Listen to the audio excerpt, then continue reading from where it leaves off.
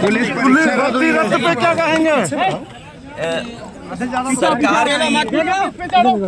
सरकार की नीयत नहीं थी नौकरी देने की, और अगर सरकार की नीयत साफ होती तो जिस समय पहला पेपर लीक हुआ था उसी समय सरकार को कड़ी कार्रवाई करनी थी।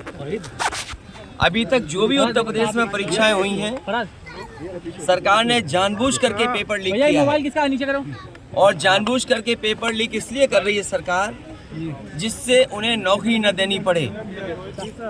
आप कल्पना कर सकते हैं लगभग 60 लाख बच्चों ने परीक्षा लिखी हो, और कोई जिला नहीं बचा जहां से ये आवाज नहीं आ रही थी कि पेपर लीक हुआ है।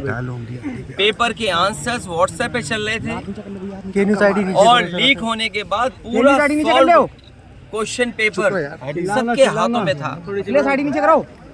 सरकार की नाकामी दिखाती है ये बात। और सोचिए 60 लाख में लगभग 50 लाख बच्चे, और अगर हम हिसाब किताब लगाएं तो हर परिवार में 5 सदस्य होते हैं।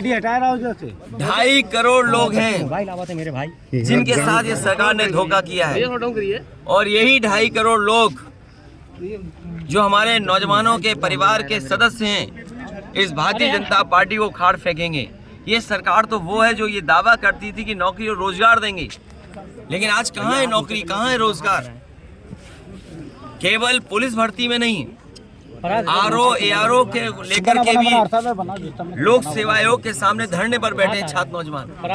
उनका भी आरोप यही है कि पेपर लीक हुआ है। इतने पेपर लीक किसी सरकार में नहीं हुए होंगे जितने भारतीय जनता पार्टी की सरकार में हुए हैं। सरकार जानबूझ करके नौजवानों के भविष्य से खिलवाड़ कर रही है, उनके सपनों को तोड़ रही है।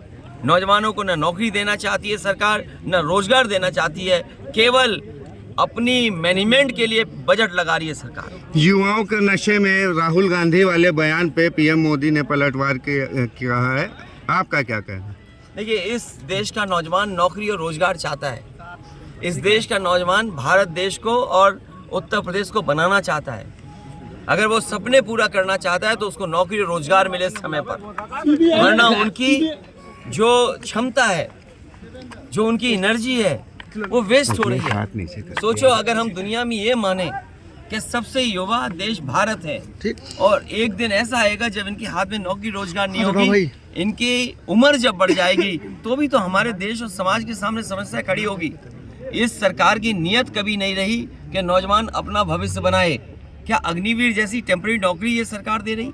आप देखिए इनके भाषण, हर भाषण में भारत माता की जय हो। बिना भारत माता की जय के न इनका भाषण शुरू होता है और न इनका भाषण खत्म होता है। और ऐसे लोगों ने अग्निवीर जैसी टेम्परेरी नौकरी दी।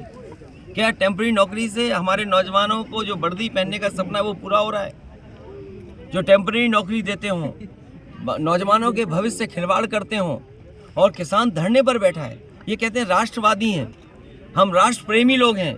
वो राष्ट्र प्रेमी कैसे जो नौजवानों पर और किसानों पर लाठी चलवा रहे हों, किसानों पे आंसू गैस के गोले चलवा रहे हों, कईयों की जान जा चुकी है। उससे पहले भी जब काले कानून को लेकर किसान बैठे थे, 800 से ज़्यादा किसानों की जान गई थी, और अब फिर जान जा रही है। इन्हें कोई परवाह नहीं है, इन्हें केवल परवाह अपने वोट की है। वोट के लिए भारतीय जनता पार्टी कोई भी झूठ बोल सकती है। चुनाव आगे बढ़ गया, हम लोग टिकट बांट रहे हैं, बीजेपी टिकट काटने की सोच रही है, चुनाव आगे बढ़ गया। कांग्रेस कह रही है, अरे चुप रहो यार। अखिलेश जी, कांग्रेस कह रही है कि बीएसपी के लिए ऑफर खुले हैं।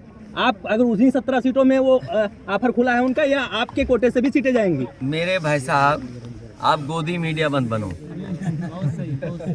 मेरे भाई साहब, जिसको दाना मिले वैसे उसी का गाना गा रहे हैं। ये हटाओ, गाना और गाने का भेदभाव करिए। अखिलेश जी राम मंदिर कब जाएंगे?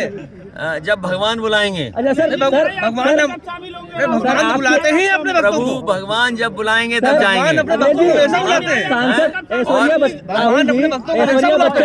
इतने बड़े भक्त हैं कि हमारे यहाँ मंदिर बन रहे हैं सर, मंदिर बन रहे हैं सर। और भगवान शालिग्राम देखिए कहाँ से, नेपाल से चल कर के आए, लेकर के आए हम लोग। इसलिए सवाल दाने और गाने का है। सर सवाल नौकरी और रोजगार का है। ऐश्वर्या राय को नाचने की बात कहते हैं राहुल जी, और वो आपके सांसद की बहू हैं। मैंने कहा कि भाई जिसका दाना उसी का गाना गाओगे तुम। बयानबाजी में क्या कहेंगे? मंदिर का मुद्दा था, मंदिर बन गया है। कम से कम हमारे साथी तुम्हारे चैनल के लोगों को दौड़ाया जा रहा है, नौजवान खदेड़ दे रहे हैं। हमें उम्मीद है इससे सच्ची पत्रकारिता आगे आएगी। जो बजट के हिसाब से बोलते हैं, मैं कल शामिल होऊंगा। आगरा शहर मोहब्बत का शहर है। अखिलेश जी, इस बार चुनाव कैसा है? लोकसभा 2024 का कैसा देख रहे हैं आप? ये चुनाव लोकतंत्र बचाने का है। ये चुनाव बाबा साहब भीमराव अम्बेडकर जी के सपनों को बचाने का चुनाव है। ये चुनाव आज़ादी बचाने का है, संविधान बचाने का है। इतनी पाबंदियां लग जाएंगी जिसकी आप कल्पना नहीं कर सकते।